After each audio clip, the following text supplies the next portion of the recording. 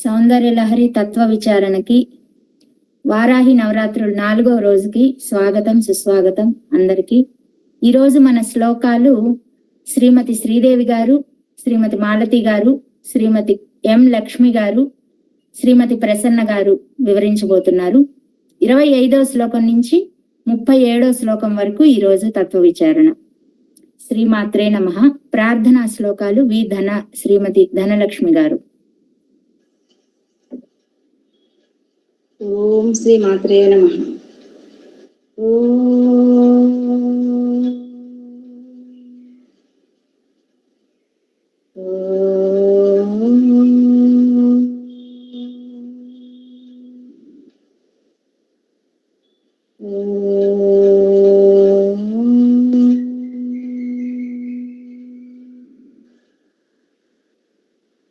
ఓం గణానాం త్వా గణపతిగుం హవామహే కవిం కవీనాముపమస్రవస్తవం జ్యేష్ఠరాజం బ్రహ్మణాం బ్రహ్మణస్పత ఆనశృణ్వన్నోతిభిః సీదసాదనం. శ్రీమహాగణాధిపతయే నమః. సరస్వతీ నమస్తుభ్యం వరదే కామరూపిణి విద్యారంభం కరిష్యామి సిద్ధిర్భవతు మే సదా. పద్మపత్ర విశాలాక్షి పద్మకేసరవర్ణిని నిత్యం పద్మాలయాం దేవి సా మాం పాతు సరస్వతి.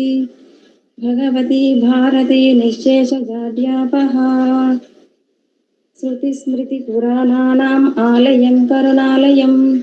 నమామి భగవత్పాదం శంకరం లోకశంకరం. గురవే సర్వలోకానాం విషజే భవరోగిణాం నిధయే సర్వవిద్యానాం శ్రీ దక్షిణామూర్తయే నమః. సింధూరారుణ విగ్రహాం త్రినయనాం మాణిక్యమౌలిస్ఫురత్తరనాయక శేఖరాం స్మితముఖిమాపీన వక్షోరుహాం పాణిభ్యామలిపూర్ణరత్నచషకం రక్తోత్పలం బిభ్రతీం సౌమ్యాం రత్నఘటస్థరక్తచరణాం ధ్యాయేత్ పరామంబికాం. గురువాయుపురాధీశం విష్ణుం నారాయణం హరిం వాసుదేవం జగన్నాథం కృష్ణం వందే జగద్గురుం. కృష్ణవర్ణాంతు వారాహి మహిషస్తాం మహోదరీం వరదాం దండినీం ఖడ్గం బిభ్రతీం దక్షిణే కరే కేటపాత్రభయాన్ వామే శోకరాస్వాం భజామ్యహం. ఓం శ్రీ వారాహ్యై నమః. ఓం శ్రీ మాత్రే నమః.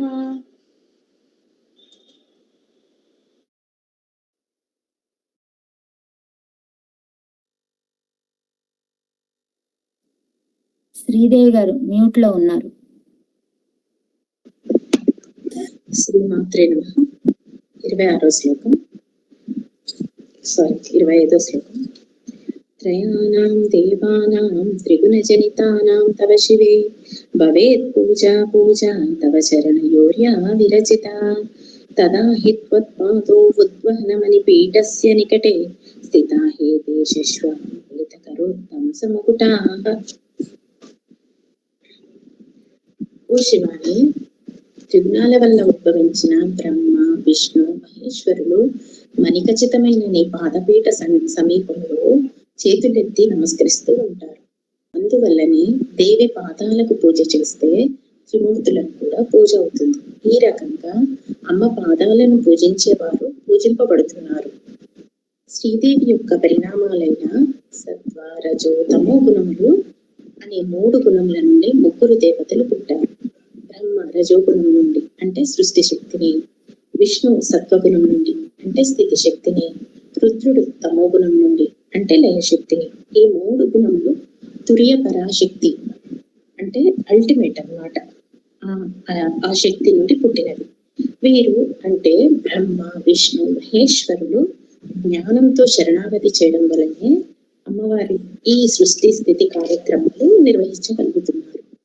అయితే శక్తి అది ఎందువల్ల జరుగుతుంది అంటే అమ్మ యొక్క శ్రీదేవి యొక్క చరణార్చన మహిమ వలనే.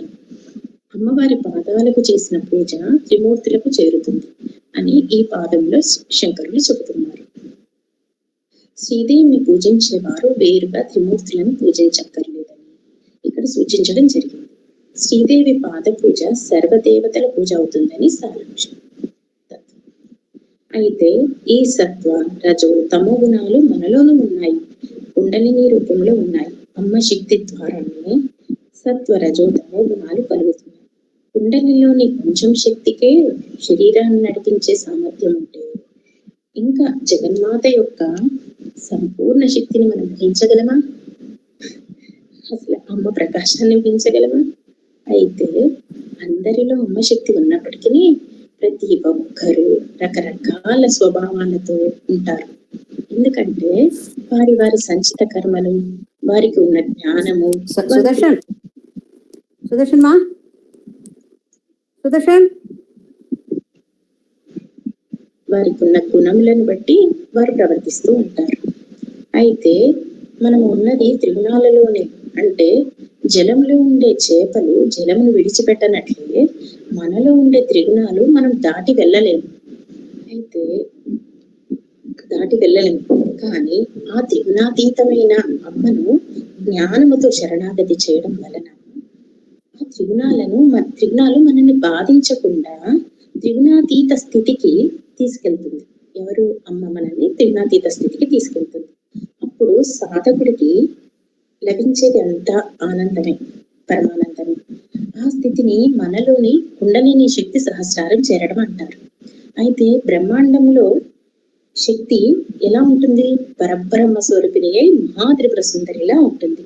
మనకది మన కంటికి గోచరం కావడానికి, మనం సాధనకి ఉపయోగపడడానికి అమ్మ మహాత్రిపుర సుందరి రూపంలో మనకి గోచరం అవుతుంది. మనలో కుండలిని శక్తి అమ్మ శక్తి. కానీ మనకి బయటికి కనిపిస్తేనే కదా మనము ఎక్కువగా మనకు ఒక రూపం కనిపిస్తేనే కదా మనం ధ్యానం చేయడానికైనా, అమ్మని సేవించుకోవడానికైనా, అలాంటి స్థితి నుంచి మనలో ఉన్న కుండలిని శక్తికి చేరడానికే అమ్మ యొక్క రూపం మనకు ఉపయోగపడుతుంది. ఇప్పుడు శక్తి, శివుడు తప్ప మిగిలిన వాళ్ళందరూ అశాశ్వతమే కనుక నిరంతరము ఆనందంగా ఉంటూ అందరినీ ఆనందాన్ని పంచడమే మనం చేయవలసిన పని. జ్ఞానంతో శరణాగతి చేయడం వలనే ఇది సాధించడం జరుగుతుంది. 26వ శ్లోకం.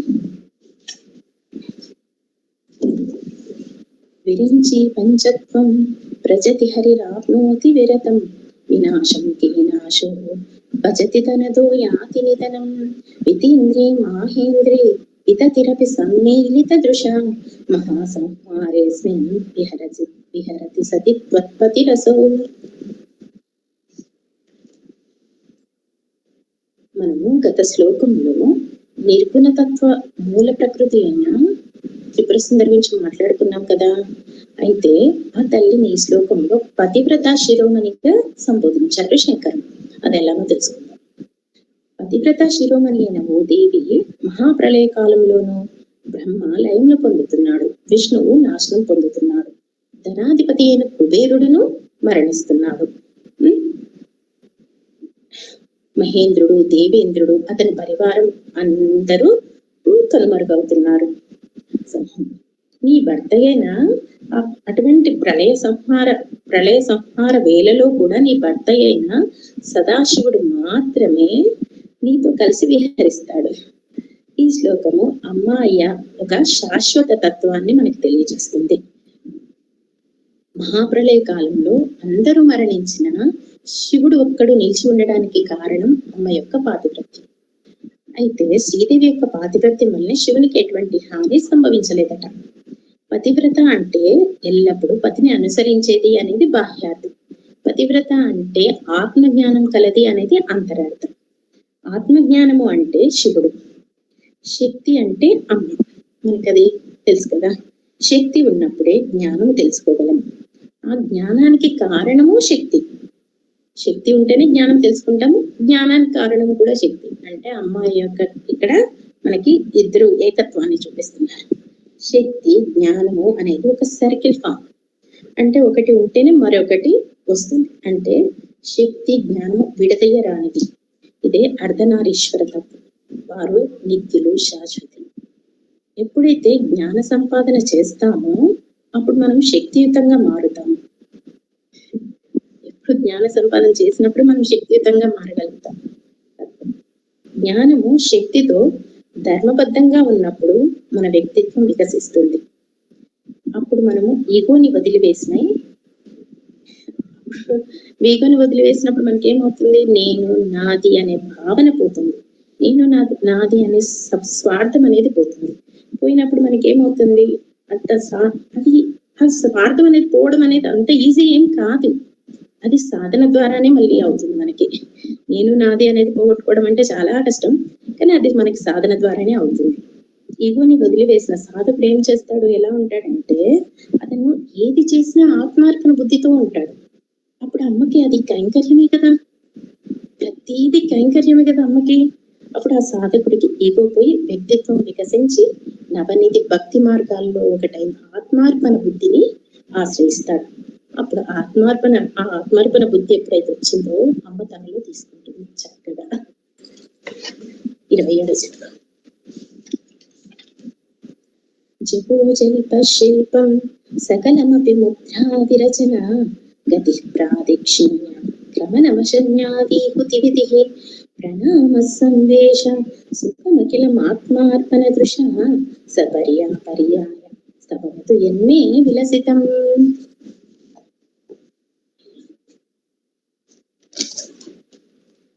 మనము ఆత్మ సమర్పణ బుద్ధి గురించి గత శ్లోకంలో నేర్చుకున్నాం కదా. ఈ శ్లోకము ఆత్మ సమర్పణ అంటే ఏంటో చెప్తున్నారు. ఈ శ్లోకము ప్రతి నిమిషము అమ్మవారిని ఏ విధంగా ఉపాసన చేయాలో శంకర్లు చూపిస్తున్నారు. ఈ శ్లోకం గురించి 4 మాటలు మాట్లాడే అవకాశం వచ్చినందుకు చాలా ఆనందంగా ఉంది. ఎందుకంటే ఇది మన జీవన విధానంతో ముడిపడి ఉంది. అంటే మన అవకాశం అది ఎలాగంటే ప్రతి దాంట్లో మనకి ఇది మన దైనందిన జీవితంలో మనతో ముడిపడి ఉందన్నమాట. అది ఎలాగో చూద్దాం. మనం దైనందిన జీవితంలో భావన మాత్రంగా చేసే ప్రతి పనిని అమ్మకు సమర్పించడం అంటే మనం అమ్మని ఆరాధించడం. అంటే మనము అమ్మని జపము, ముద్ర, ఆరాధన, సాష్టాంగ ప్రణామాలు, నైవేద్యాలు, ప్రదక్షిణాలు ఇవి మనం బాహ్యంగా అమ్మని ఆరాధిస్తూ ఉంటాము. మనం చేసే నిత్యం చేసే పని. కానీ నా బ్రతుకంతా నీ పూజయే కావాలి అనే భావన ఎంత గొప్పది కదా. ఆ భావన ఎలా వస్తుంది అంటే నాలో ఉన్న అపసవ్య స్థితిని సవ్య స్థితికి అమ్మ నువ్వే మార్చాలి. అంటే నా జీవితంలో ప్రతి నిమిషము నీకు కైంకర్యం కావాలి. అది ఎలా అమ్మా అంటే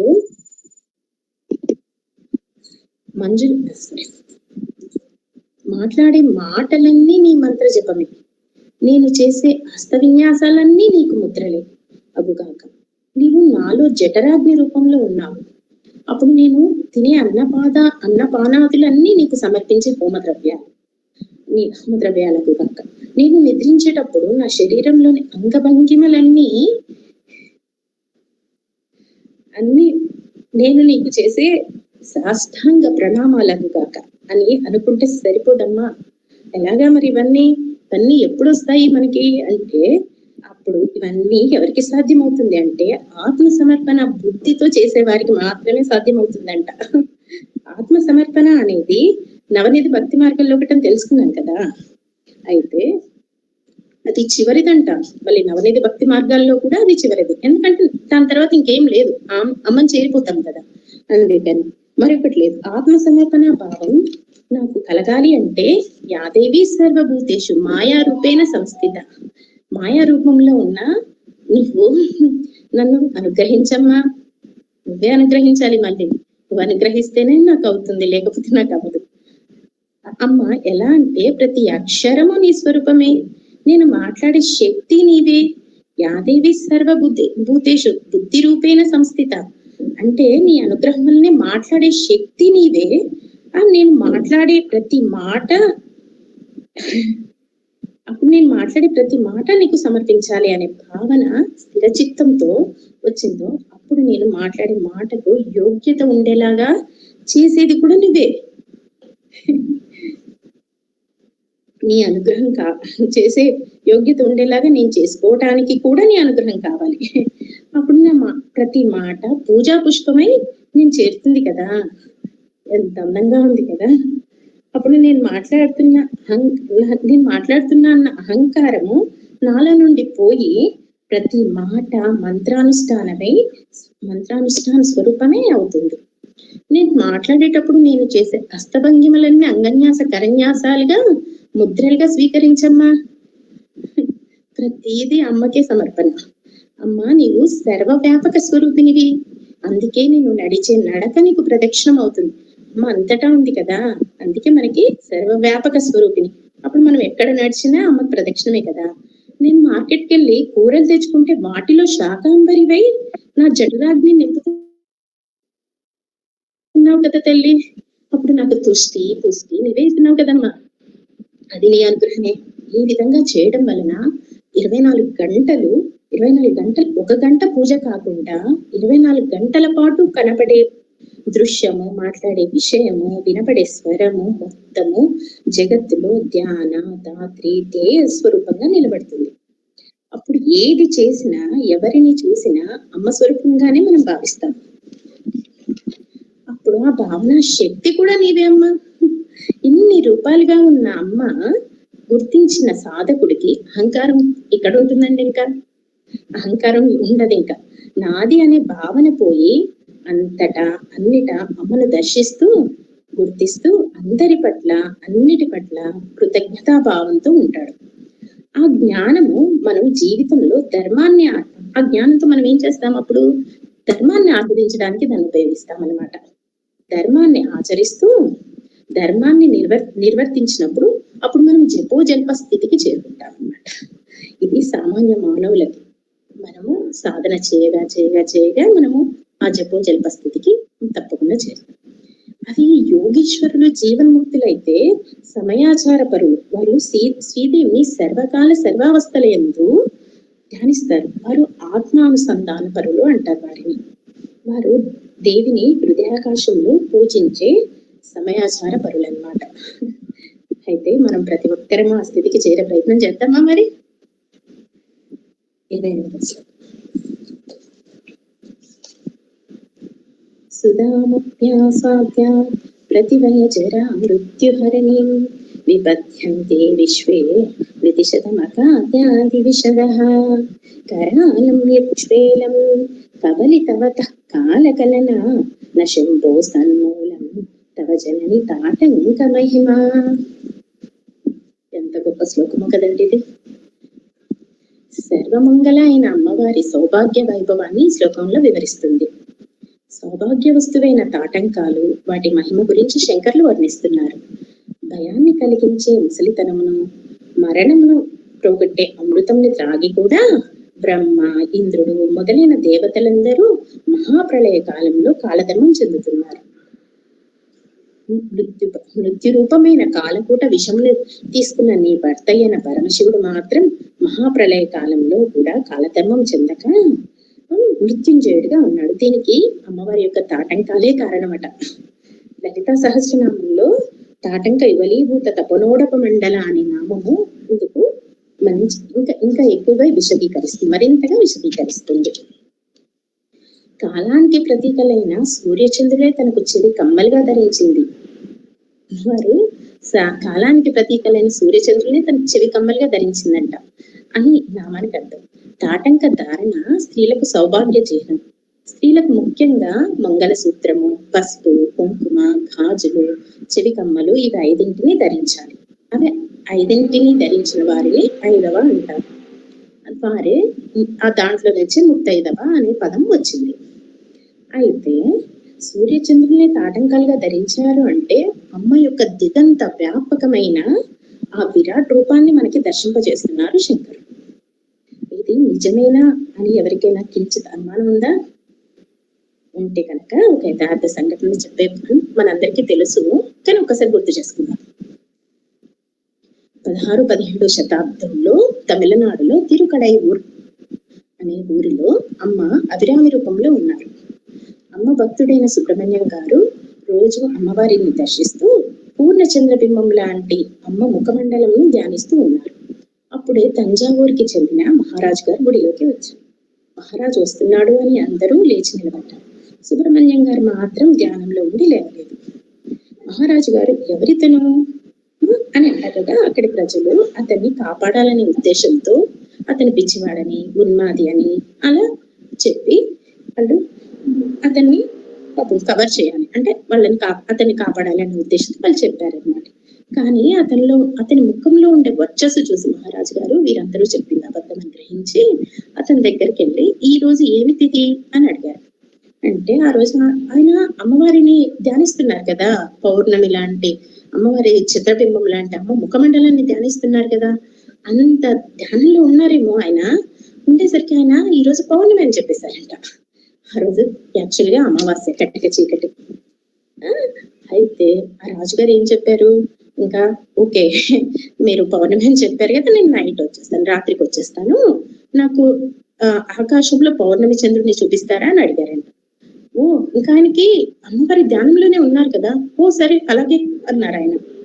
అనేసరికి రాత్రి రానే వచ్చి పౌర్ణమి చంద్రుని చూపిస్తానని అడిగినప్పుడు అతను రాజుగారు, ఎందుకంటే ఆయనకి అమ్మవారిని ధ్యానిస్తున్నారు కాబట్టి, సుబ్రహ్మణ్యం గారు అమ్మవారిని గురించి అప్పుడు సాయంత్రం అవుతూనే ఉంది, రాత్రి అవుతూనే ఉంది, రాజుగారు రాబోతున్నారు, ఈయన అమ్మవారిని అభిరామి అంత్యాది అని ఇప్పుడు మనకి సౌందర్యలహరి ఎలాగా 100 శ్లోకాలు ఉంటాయో అభిరామి అంత్యాదిలో కూడా 100 శ్లోకాలు ఉంటాయి. ఆయన అమ్మవారి గురించి చదువుతున్నారు ఆ శ్లోకాలు.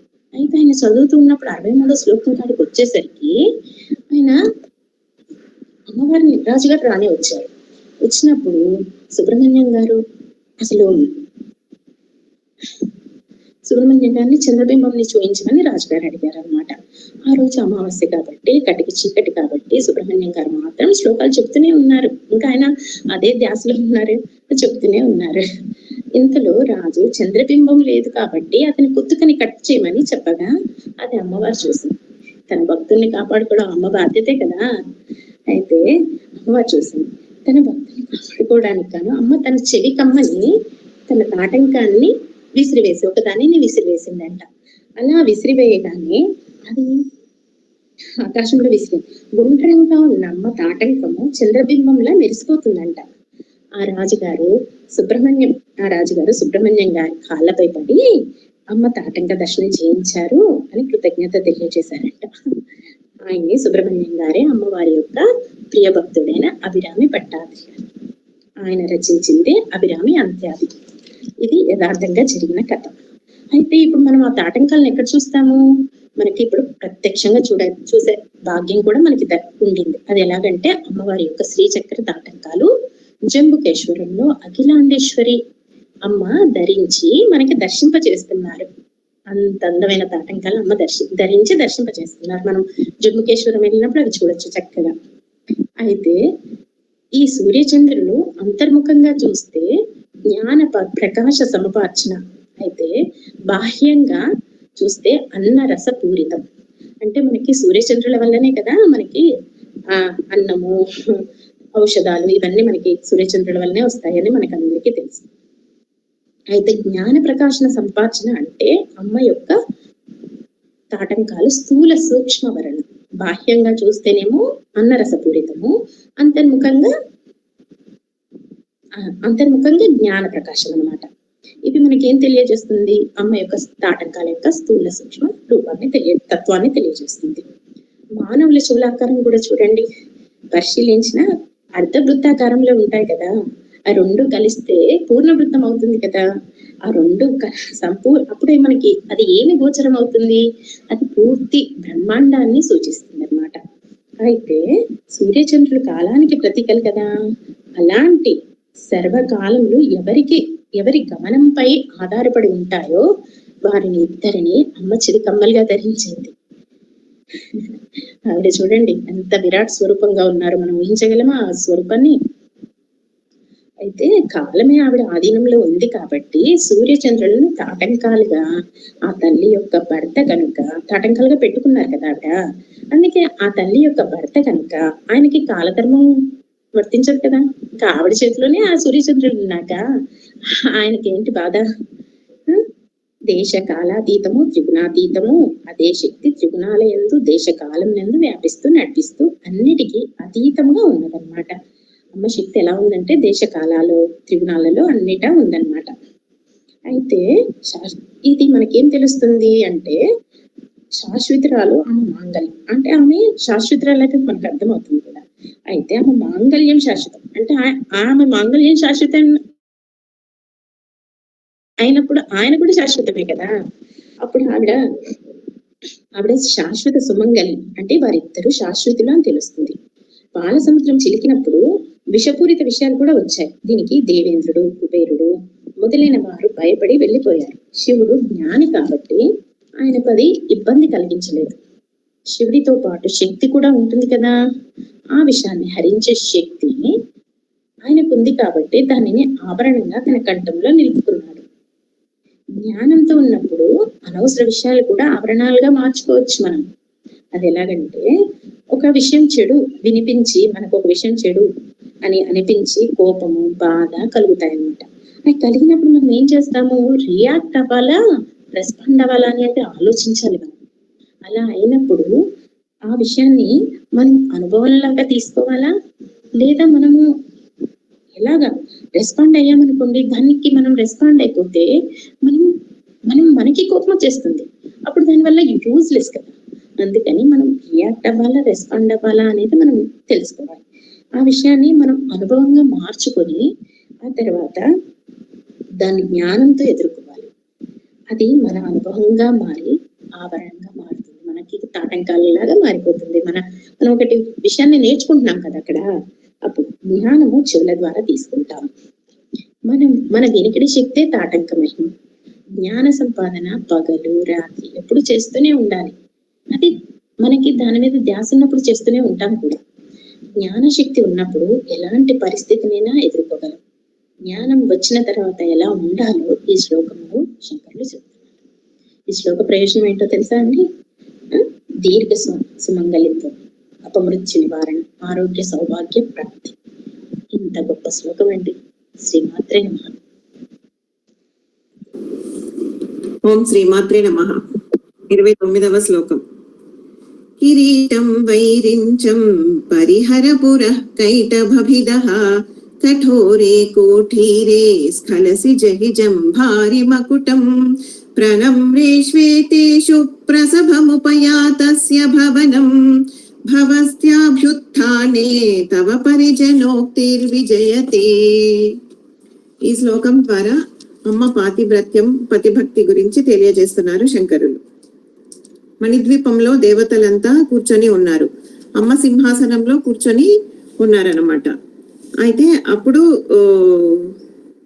అమ్మ పరిచారికలు వచ్చి చెప్పారు అమ్మకి, అమ్మ పరమశివుడు వచ్చాడు, గుమ్మం దగ్గర ఉన్నాడు అని. అమ్మ ఒక్కసారి లేచింది. అమ్మ ఆ సమయంలో మాత్రమే శివుని స్వాగతించడానికి బయటికి వస్తుందని తెలుసుకొని బ్రహ్మ, విష్ణు దేవతలందరూ, బ్రహ్మ, విష్ణు, ఇంద్రాది దేవతలు అక్కడికి చేరి అమ్మ బయటికి రాగానే సాష్టాంగపడి నమస్కరిస్తున్నారు. తన భర్త వస్తున్నాడన్న ఆనందంలో అమ్మ ఇవేవి గమనించకుండా పరుగులిడుతూ ఆయనకు ఎదురెళ్లే సమయాన అమ్మ యొక్క చెలికత్తలు అమ్మకు చెప్తున్నారంట జాగ్రత్తలు. ఏమనంటే, అమ్మ జాగ్రత్త, మీ ముందు బ్రహ్మదేవుని కిరీటం ఉన్నది, వాటికి తగలకుండా పక్క నుండి రండి. అలాగే అక్కడ కైటభమర్ధనుడైన విష్ణు యొక్క కఠోరమైన కిరీటం ఉన్నది, అది నీ కాలికి తగిలితే కాలు జారుతుందేమో, చూసుకొని రండి.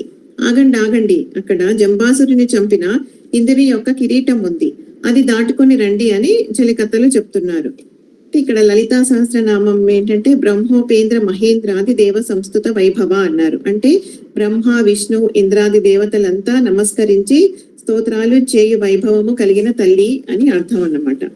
ఇక్కడ అమ్మ సింహాసనంలో కూర్చొని ఉన్నారంటే అమ్మ మూలాధారంలో ఉన్నారని అర్థం, కూర్చొని ఉందని అర్థం. పరమశివుడు అక్కడికి వచ్చాడు అంటే సహస్రారంలో ఉన్నాడని అర్థం. సో ఆయనని అందుకోవడానికి అమ్మ మూలాధారం నుండి బయలుదేరుతుంది, అదే కుండలిని శక్తి. ఆ దారిలో బ్రహ్మ, విష్ణు, ఇంద్రాది దేవతల కిరీటాలు దాటి వెళ్ళడం అంటే సుషుమ్న మార్గంలోని గ్రంథులు దాటి వెళ్ళడం అని అర్థం. సాధకుడు ఎప్పుడైతే తన ఇంద్రియాలను జయించి తన జ్ఞానేంద్రియాలు నియంత్రించుకొని ఉంటాడో అప్పుడు అలా జితేంద్రియుడు కావాలన్నమాట. ఈ చక్రాలు, గ్రంథులు దాటే ప్రయాణంలో అష్టసిద్ధులు అనేటివి కలుగుతాయి. అంటే ఇక్కడ అష్టసిద్ధులు అంటే అవి ఎక్స్ట్రాఆర్డినరీ పవర్స్. ఎట్లా అంటే ఇప్పుడు దేవతల యొక్క కిరీటాల లాగా బ్రైట్ గా, షైనింగ్ గా, చాలా అట్రాక్టివ్ గా ఉంటాయి. సో అవి మనకి చాలా బెనిఫిట్స్ ఇస్తాయి, వాటి వల్ల చాలా ప్రయోజనాలు కలుగుతాయి. కానీ మనం వాటి దగ్గర ఆగిపోకూడదు, వాటి గురించి ఆలోచించి అక్కడే ఆగిపోవద్దు. ఎందుకంటే అవి మనకి ఓన్లీ షార్ట్ టర్మ్ బెనిఫిట్స్ ఇస్తాయి, తాత్కాలిక ప్రయోజనాలు మాత్రమే వస్తాయి. సాధకుడు వీడి దగ్గర ఆగిపోతే ఎట్లా ఏమవుతుందంటే కిరీటం తగిలి పడిపోయినట్టు పడిపోతాడు, సహస్రారం చేరలేడు అనమాట. ఇక్కడ సాధకుడి దృష్టి ఎట్లా ఉండాలంటే ఓన్లీ అంటే కేవలం సహస్రారం చేరడమే ఉండాలి. లైక్ ఎట్లా అంటే అమ్మ అయ్యను చేరడమే లక్ష్యం లాగా. ఇదే శివ సాయుధ్యం పొందడం అంటే, శివశక్తి ఐక్య భావన. ఇదే ఒక సాధకుడికి అల్టిమేట్ ఇంకా పర్మనెంట్ ఆనందం అన్నమాట. సో ఇక్కడ ఇంకా ఏం చెప్తున్నారంటే అహం, గర్వం ఏది అడ్డి రాకుండా వినయ విధేయులతో మెలగాలని కూడా ఈ శ్లోకం ద్వారా మనం నేర్చుకోవచ్చు. ఇక్కడ బ్రహ్మ సృష్టి అంటే ఆలోచనలు అడ్డుపడడం, ఇంద్రుడు అంటే ఇంద్రియాలు అడ్డుపడడం అన్నమాట. సో ఇప్పుడు ఈ శ్లోకంలో అమ్మ పతిభక్తి గురించి తెలుసుకున్నాం కదా. 30వ శ్లోకంలో అమ్మని ఉపాసిస్తే కలిగే ప్రయోజనం ఏంటో తెలుసుకుందాం. స్వదేహోద్భూతాభిర్గృణిభిరనిమాద్యాభిరభితో నిషేవ్యే నిత్యే త్వామహమితి సదా భావయతి యః కిమాశ్చర్యం తస్య త్రినయన సమృద్ధిం తృణయతో మహాసంవర్తాగ్నిర్విరచయతి నీరాజన విధిం. అమ్మ శరీరం నుండి వస్తున్న కిరణాలు అనిమ, మహిమ, గరిమ, లఘిమ, ప్రాప్తి, ప్రాకామ్యము, ఈశిత్వము, వశిత్వము అనే అష్టసిద్ధులు. అమ్మ శరీరం నుండి వెలువడే కిరణములే శ్రీచక్రంలోని సమస్త శక్తులు. ఆ శక్తులు అమ్మ చుట్టూ ఉంటాయి. మనం ఆరాధిస్తుంది బిందు స్థానంలో ఉన్న అమ్మ నుండి వెలువడుతున్న కాంతి కిరణములు, అవే ఆవరణ దేవతలు. అమ్మ నుంచి వచ్చిన కిరణాలు అమ్మనే సేవిస్తున్నాయి, అంటే అమ్మ శక్తులు అమ్మనే ఆరాధిస్తున్నాయి అన్నమాట. అలాగే మనలో ప్రసరిస్తున్న శక్తులన్నీ అమ్మయే అని మనం అమ్మని ఆరాధించాలి. ఆ కిరణ దేవతలతో కూడిన అటువంటి అమ్మను నేను అని ఎవరైతే భావిస్తారో వారు శివుడి ఐశ్వర్యం కూడా గడ్డి పరకలా తీసేస్తాడనమాట. అందులో ఆశ్చర్యం ఏమీ లేదు. ఎందుకంటే సర్వదేవతలు ఎవరి ఆధీనంలో ఉన్నారో ఆ తల్లి నేను అంటే అహం అంటున్నారు. సో అప్పుడు ఆ తల్లి ముందు ఐశ్వర్యాలు కూడా గడ్డి పరకలే అయిపోతాయి ఆబ్వియస్ గా. ఇక్కడ త్రినయన సమృద్ధిం త్రినయతః అంటున్నారు, అంటే 3 కళ్ళవాడు, 3 కాలాలకి 3 లోకాలకి, 3 కాలాలని 3 లోకాలని పరిశీలించేవాడు. ఆయన ఐశ్వర్యం అంటే 3 కాలాల్లో 3 లోకాల్లో ఇంకా ఈ ప్రపంచం అంతా నిండి ఉంది. దాన్ని ఆ సాధకుడు తృణీకరిస్తున్నాడు, అంటే అతడికి అహం లేదనమాట, త్వంలోకి చెల్లిపోయింది.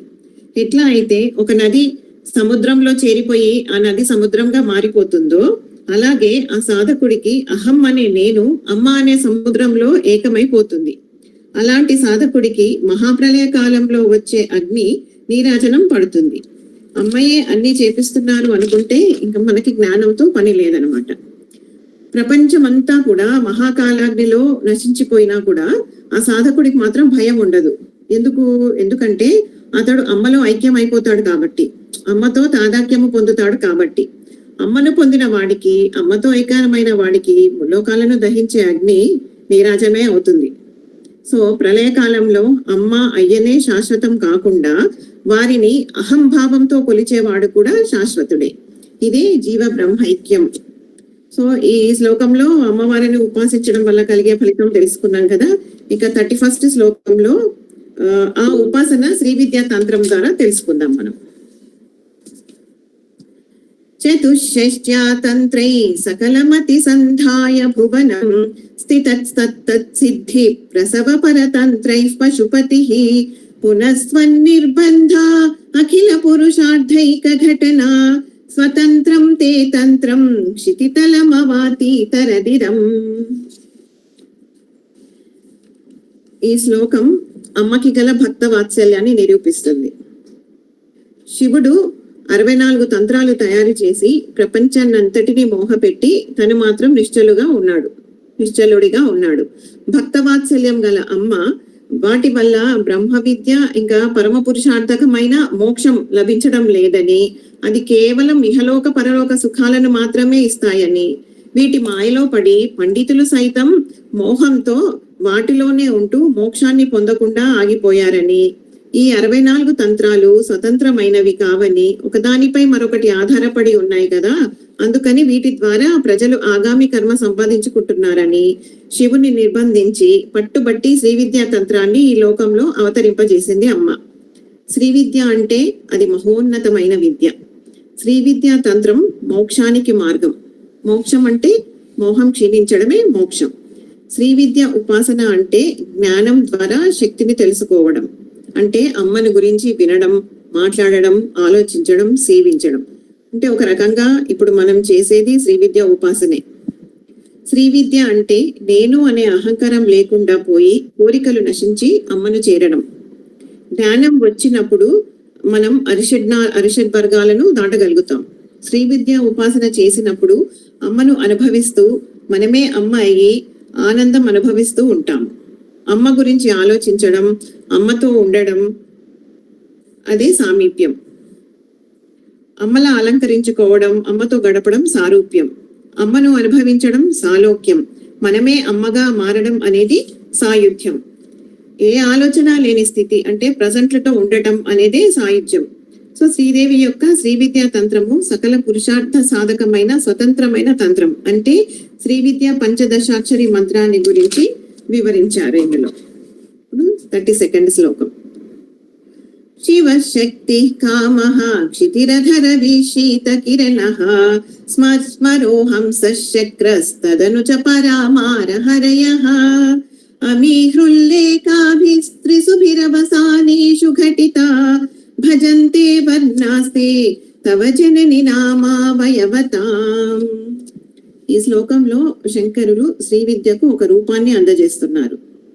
తల్లి, శివుడు, శక్తి, కాముడు, భూమి మొదటి ఖండంగాను, రవి, శీతకిరణుడు, స్మరుడు, హంస, ఇంద్రుడు రెండవ ఖండంగాను, తరువాత పరాశక్తి, మన్మధుడు, హరి మూడవ ఖండంగాను, ఈ 3 ఖండముల అవసానములలో అంటే విరామ స్థానాలలో 3 హేంకారములతో కలిసి అవి నీ నామధేయమైన త్రిపుర సుందరి పంచదశి మహావిద్యకు అవయవములుగా అమరి ఉన్నాయి. ఈ శ్లోకం అంతా బీజాక్షరమయమే. ఈ శ్లోకం అంతా ఒక మంత్రమే.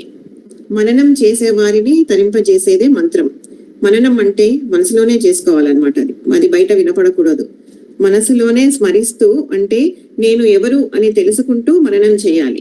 అలా మననం చేస్తూ ఉండగా ఏమైతుందంటే ఆ మంత్రము మన రక్తంలోని ప్రతి ఒక్క కణంలో వెళ్ళి చేరుతుంది. దీనికి నేను నా పర్సనల్ ఎగ్జాంపుల్ ఒకటి షేర్ చేసుకోదలుచుకున్నాను. ఏంటంటే నేను ఒక గురువు గారి దగ్గర అమ్మవారి మంత్రోపదేశం పొందాను. సో నేను రోజు మొత్తం ఎప్పుడు ఏ పని చేస్తున్నా, ఖాళీగా ఉన్నా, ఎప్పుడు మనసులో ఆ మంత్రాన్ని స్మరిస్తూనే ఉంటాను అన్నమాట.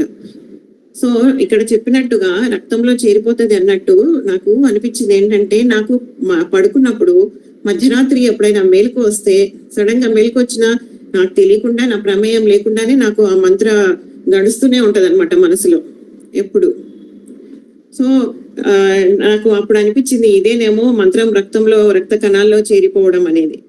సో అప్పుడు ఏమవుతుందంటే అట్లా ప్రతి ఒక్క రక్త కణంలో చేరినప్పుడు మనం డెత్ బెడ్ లో అంటే మరణ సమయంలో ఉన్నా కూడా ఆ మంత్రం మనం మర్చిపోయినా కూడా అది మన రక్త కణాల్లో ఉంటుంది కాబట్టి మనం బతికి బయటపడతాం అన్నమాట.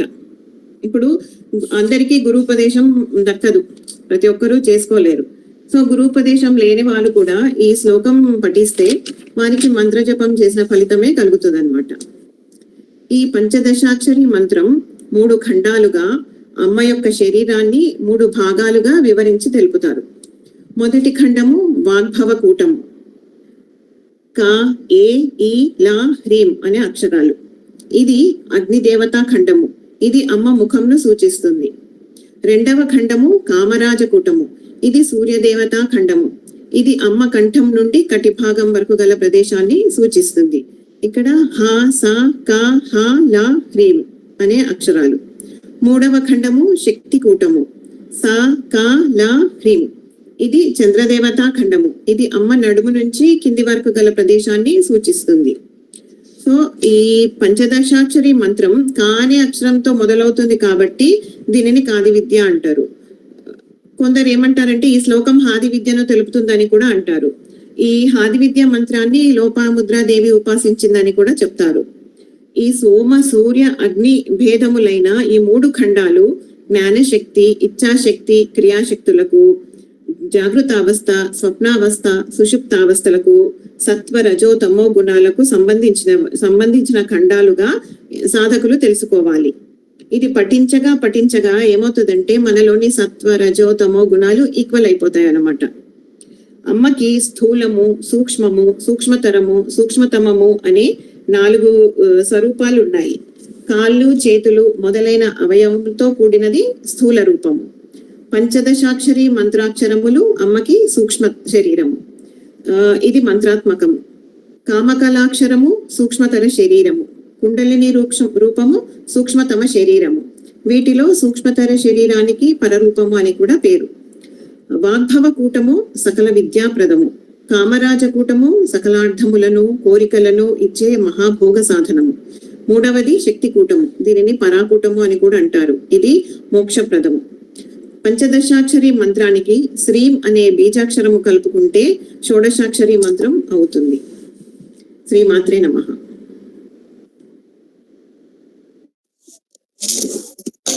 శ్రీమాత్రే నమః.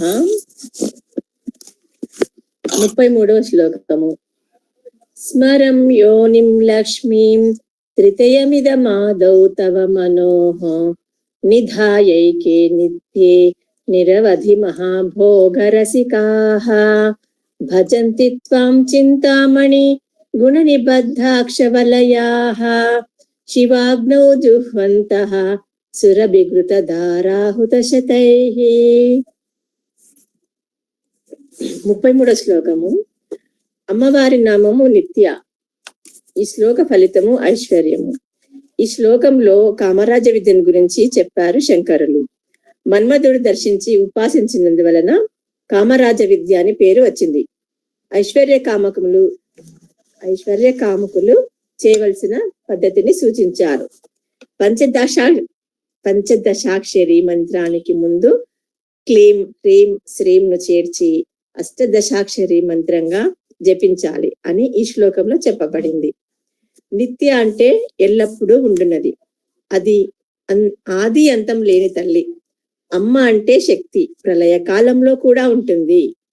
మనకు గాలి, ప్రాణవాయువు కనిపించదు, అంత మాత్రాన అది లేనట్లు కాదు, ఎల్లప్పుడూ ఉంటుంది. చింతామణులనే అక్షరాలను చేతిలో ధరించింది. ఈ జపాన్ని చేసి మహాభోగరసికులు అవుతున్నారు. అక్షరమాలను చేతులు ధరించింది. చింతామణులు అంటే చిత్ నందు ఏర్పడిన కొన్ని విషయాలు. చిత్ లో కోరికలు ఏర్పడతాయి. జపమాల లాగా ఒకటి తర్వాత ఒకటి కోరికలు వస్తూనే ఉంటాయి. మనకు కోరికలు జ్ఞానం చేతనే దహించబడతాయి.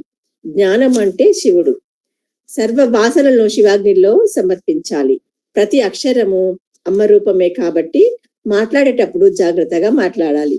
మంత్రాలన్నీ అక్షరాలతోనే ఉంటాయి కాబట్టి అక్షరాలను చదివి నమస్కారం పెడితే సరిపోతుంది. ఏ మంత్రం రానివారు. ఒక్కో అక్షరంలో ఒక్కో దేవత ఉంటుంది. ఈ మంత్రాన్ని రసికులు జపిస్తారు.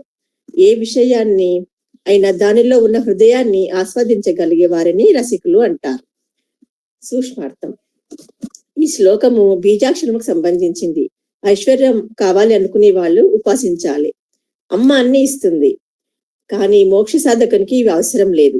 అమ్మ పాద సేవే ఐశ్వర్యం. ఐశ్వర్యం అంటే డబ్బు కాదు. అష్టైశ్వర్యం అంటే విద్య, చదువు, సంతానం, ధైర్యం, విజయం, ధాన్యం, ధనం. చింతామణి గుణనికా జన్మ జలదు అంటే అమ్మవారు మన చిత్తంలో వచ్చి కూర్చుంటారు. ప్రతి తిన్న వెంబడే అరగడం, పడుకునే వెండి తిరగడం, ఇది కూడా ఐశ్వర్యమే. నాకైతే ఇది ఉంది.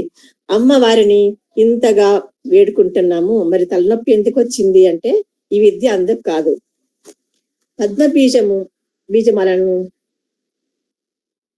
పద్మబీజమాలతో జపిస్తే మన ఆరోగ్యానికి మంచిది. రుద్రాక్షమలతో ఏ జపమైనా చేయవచ్చు. అమ్మ సర్వదేవాత్మిక. మంత్రం ఎంత జపించినా ఫలితం లేదు. చేసిన దాంట్లో దశాంశం హోమం చేయాలి. కామరాజ బీజమైన క్లీంను, భువనేశ్వరి బీజమైన హ్రీంను, లక్ష్మీ బీజమైన శ్రీంను గురించి ఈ శ్లోకంలో వివరించారు.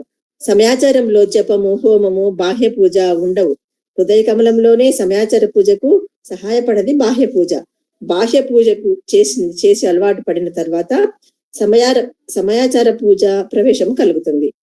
అష్టదశాక్షరి రూపమైన మంత్రాన్ని ఉచ్చరిస్తూ సహస్రార కమలంలోని బిందు స్థానం నుండి దేవిని చిత్తాకాశంలోకి దింపి మన మనసులో అనుకొని కింద ఉన్న స్వాధిష్టానం నుండి అగ్నిని కూడా చిత్తాకాశంలోకి చేర్చి కామధేను యొక్క నేతి ధారలతో హోమం చేయాలి.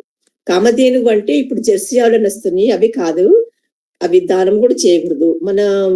మన దేశంలో ఉండేవి కామధేనువులే. అయితే దీనికి నూపురము గంగడోలు ఉంటది. సర్వ వాసనలను విడిచి శివోహం అనే మహావాక్యం యొక్క అర్థము అనుభవం తెచ్చుకొని పరమానందం పొందాలి. చింతామణి అంటే చింతించే మనసు, గుణము అంటే రూపము, మనులు కావు, మనసుతో చింతించే అక్షరమాలలు గలవారు అని అర్థం.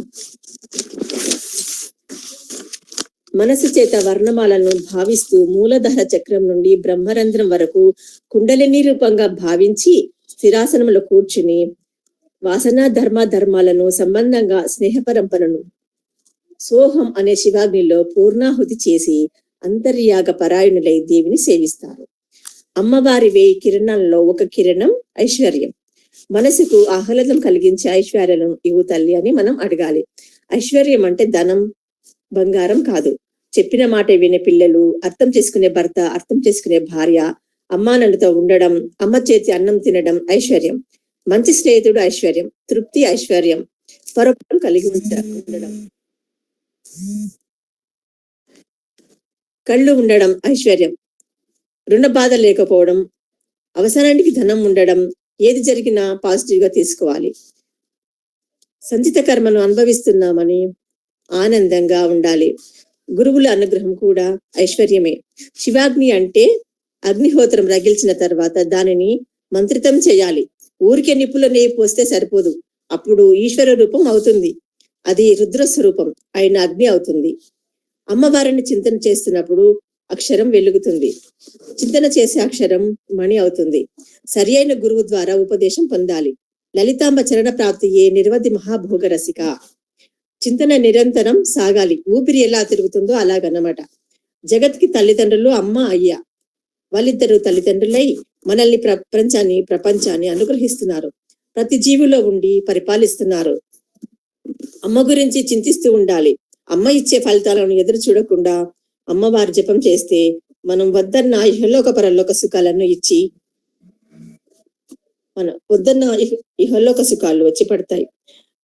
సాధకునికి కావాల్సింది అమ్మ పాదాలు. ఏం జరిగినా మన మంచికి. దాని నుండి మనం కొత్త విషయాన్ని గ్రహించాలి. మనం ఆనంద స్వరూపులం. శ్రీమాత్రే నమః.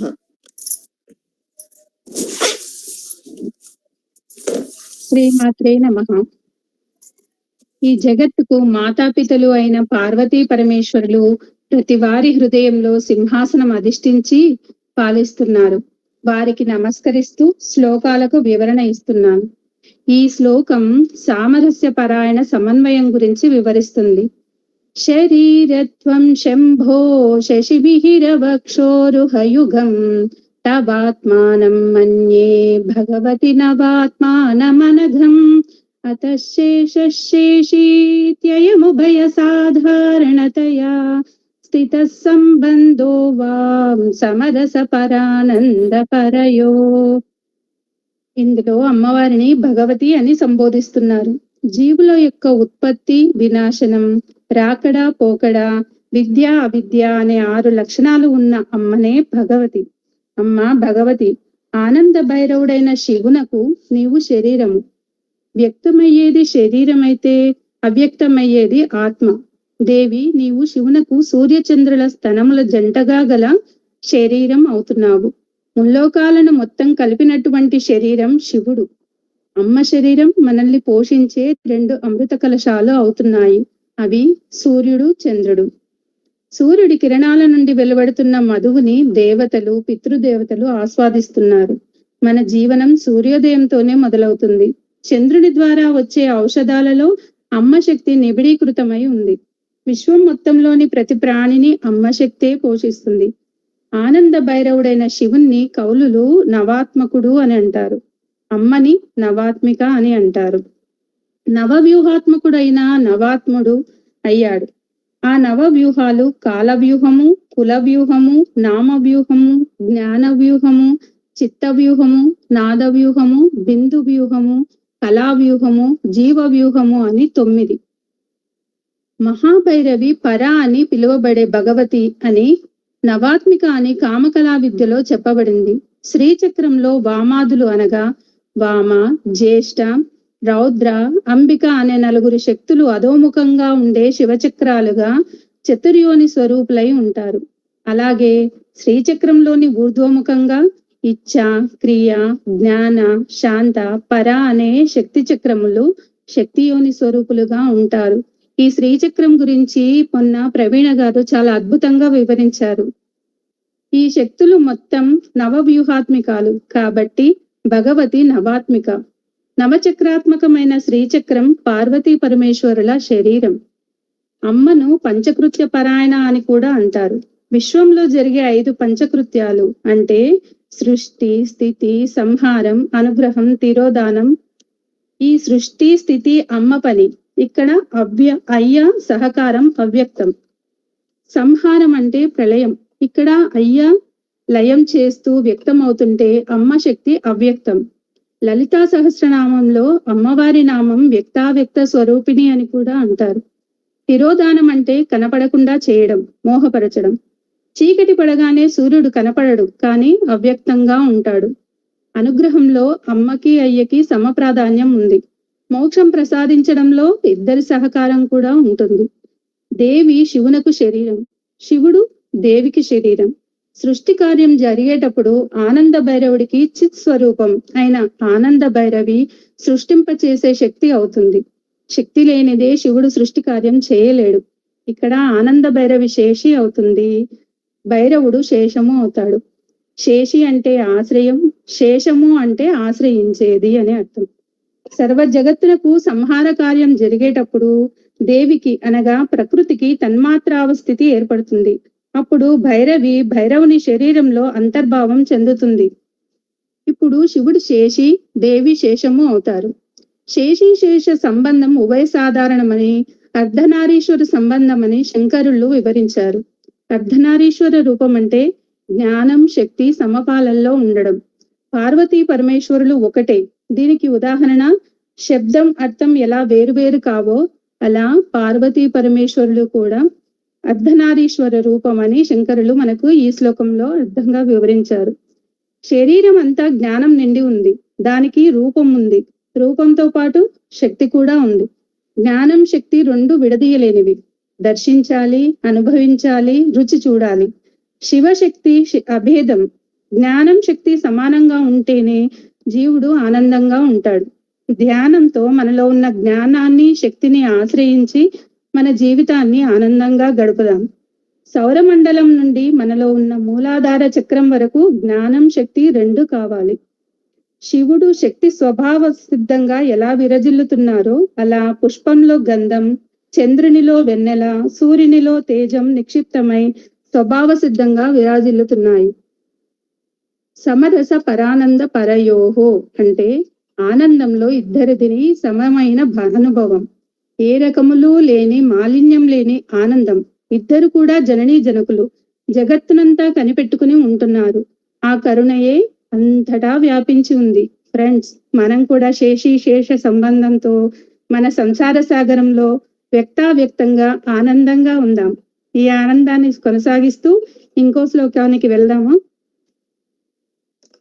మనస్త్వం వ్యోమత్వం మరుదసి మరుత్సారతిరసి త్వమాపస్త్వం భూమిస్త్వయి పరిణతాయం నహి పరం త్వమేవ స్వాత్మానం పరిణమయితుం విశ్వవపుషా చిదానందాకారం శివయువతి భావేన బిభృషే.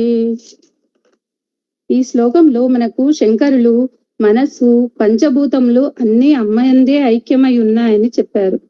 సమస్త జగతంతా నీవే అమ్మ, నీతో సమానమైనది, నిన్ను మించినది ఏమీ లేదు తల్లి అని చెప్తున్నారు. ఓ దేవి పార్వతి, ఆజ్ఞాచక్రమందు గల మనస్తత్వము నీవేనమ్మా.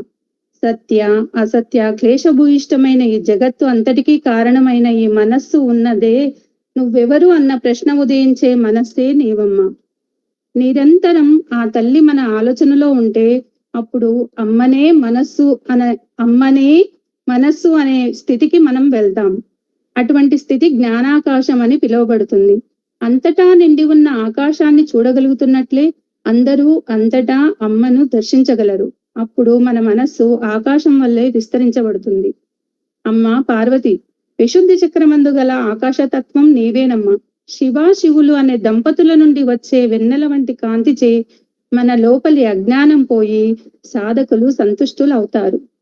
ఎప్పుడైతే మన అజ్ఞానం తొలగిపోతుందో అప్పుడే మనం అమ్మను అయ్యను దర్శించగలుగుతాం. అనాహత చక్రమందు గల వాయుతత్వము నీవేనమ్మా.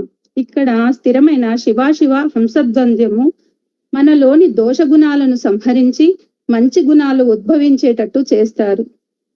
వాయువుచే ప్రేరేపింపబడే అగ్ని, అది కూడా నీ ఇంకో రూపమమ్మ. అగ్నితత్వము స్వాదిష్టాన చక్రంలో ఉంటుంది. మరుత్సారథిరసి అంటే వాయుదేవుడు అగ్నికి సారథి. గాలి వీచిన దిశలో అగ్ని విస్తరిస్తుంది.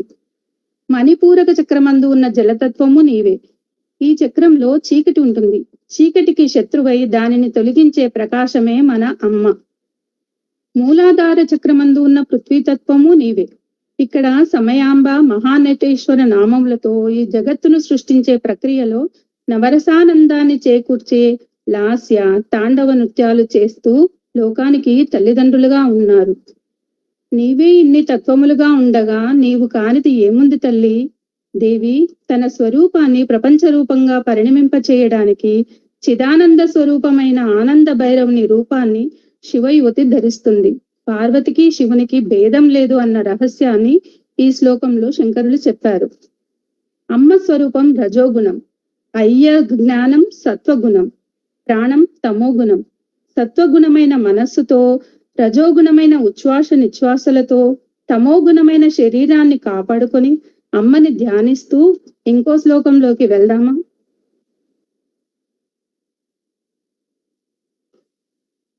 తభాజ్ఞాచక్రస్థం తపన శశికోటిద్యుతిధరం పరం శంభుం వందే పరిమిళిత పార్శ్వం పరిచిత యమారాధ్యాన్ భక్త్యా రవి శశిశుచీనామ విషయే నిరాలోకే లోకే నివసతి బాలోక భువనే.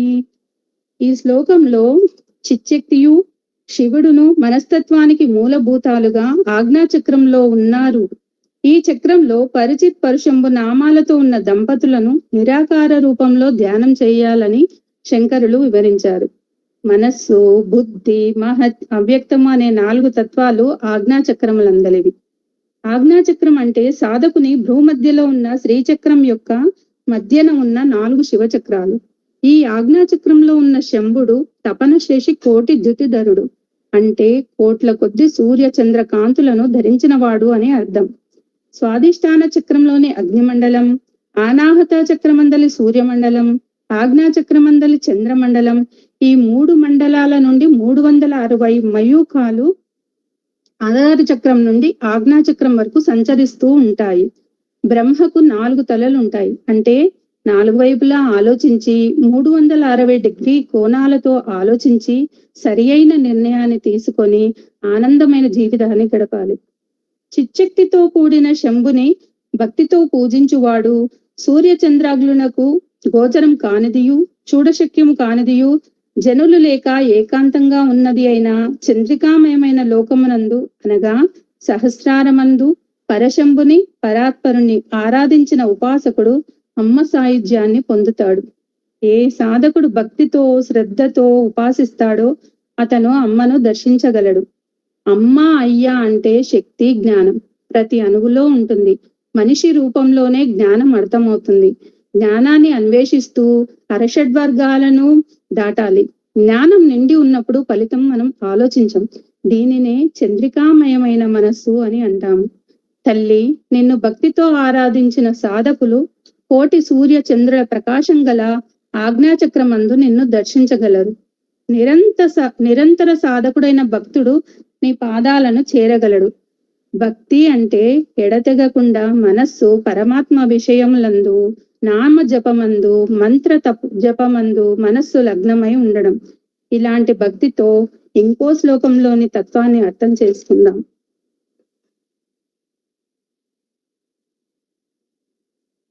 శుద్ధౌ తే శుద్ధా స్ఫటిక విశదం వ్యోమ జనకం శివం సేవే దేవీం అపి శివ సమాన వ్యవసితాం యయో కాంత్యాయాంత్యా శశికిరణ సారూప్య సరణే విదూతాంతర్ధ్వాంత విలసతి చకోరీవ జగతి. ఈ శ్లోకంలో చిచ్చక్తియు శివుడును శివాశివుల దంపతులుగా విశుద్ధి చక్రంలో ఆకాశతత్వానికి జననీ జనకులుగా ఉన్నారు అని శంకరులు నమస్కరిస్తున్నారు. నమస్కారం అంటే నేను కాదు అని శరణాగతి పొందడం.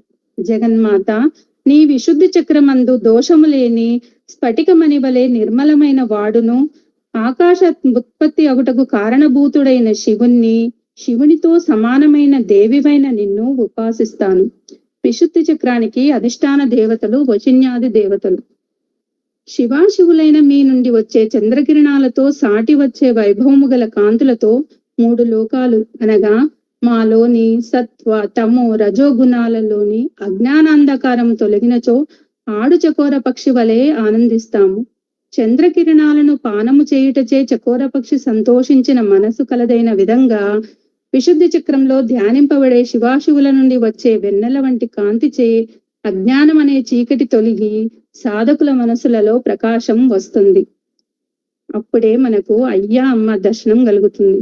ఇక్కడ శివాశివులను వ్యోమేశ్వరుడని వ్యోమేశ్వరి అని పిలుస్తారు. శివ సమాన వ్యవసిత అనగా దేవి శివునితో సమానమైన పంచవిధ సామ్యములు కలది అని గ్రహించాలి. విశుద్ధి చక్రము శివాశివులకు ఇద్దరికి అధిష్టాన సామ్యం. ఇద్దరికి అధిష్టాన సామ్యం ఉంది. ఇందులో వ్యోమజనకం అని చెప్పడంలో ఇద్దరిలో అనుష్ఠాన సామ్యం ఉంది. శుద్ధ స్ఫటిక విషదం దేహం అని చెప్పడంలో రూప సామ్యం. శివుని సేవిస్తాను అని చెప్పడంలో నామ సామ్యము. శశికిరణ సారూప్య సరణి అని చెప్పడంలో అనగా తెల్లని వారి దేహం నుండి చంద్రకిరణాలు వ్యాపిస్తున్నాయి కాబట్టి అవస్థా సామ్యము ఉంది. ఈ విధంగా శివాశివులలో సమానత్వం ఉందని గ్రహించాలి. విశుద్ధి చక్రంలో సూర్యచంద్రులకు నిరోధం కలుగుతుంది.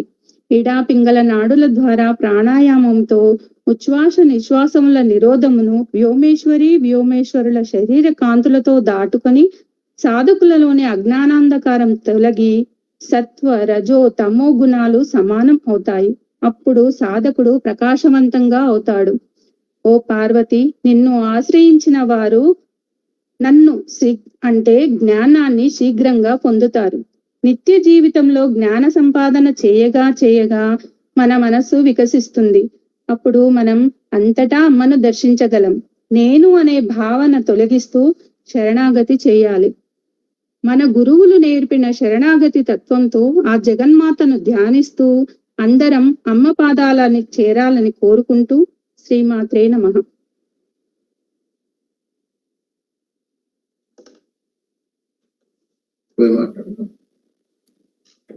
అపర్ణ హారతి పాట పాడేసేము.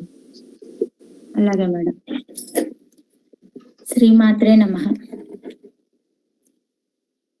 మంగళం శంభురాణి మాలిని ఓ పువ్వు బోణి. మంగళం శంభురాణి మాలిని ఓ పువ్వు బోణి.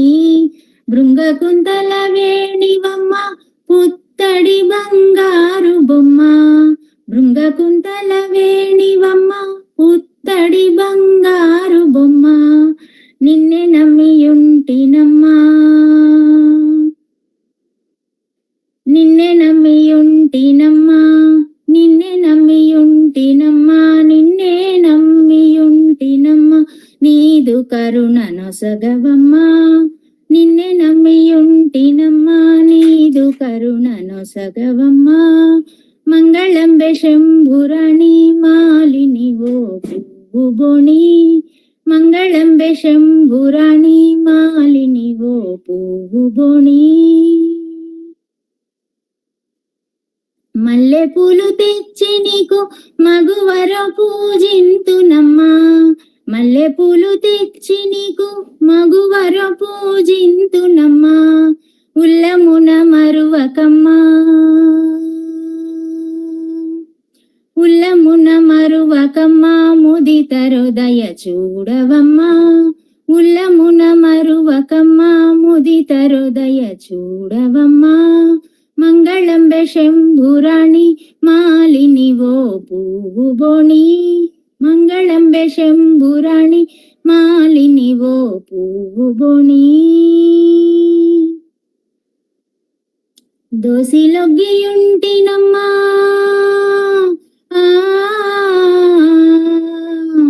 దోసిలొగ్గియుంటినమ్మా దోషముల నెంచకమ్మా దోసిలొగ్గియుంటినమ్మా దోషముల నెంచకమ్మా కాశీ విశ్వేశ్వరుని రాణి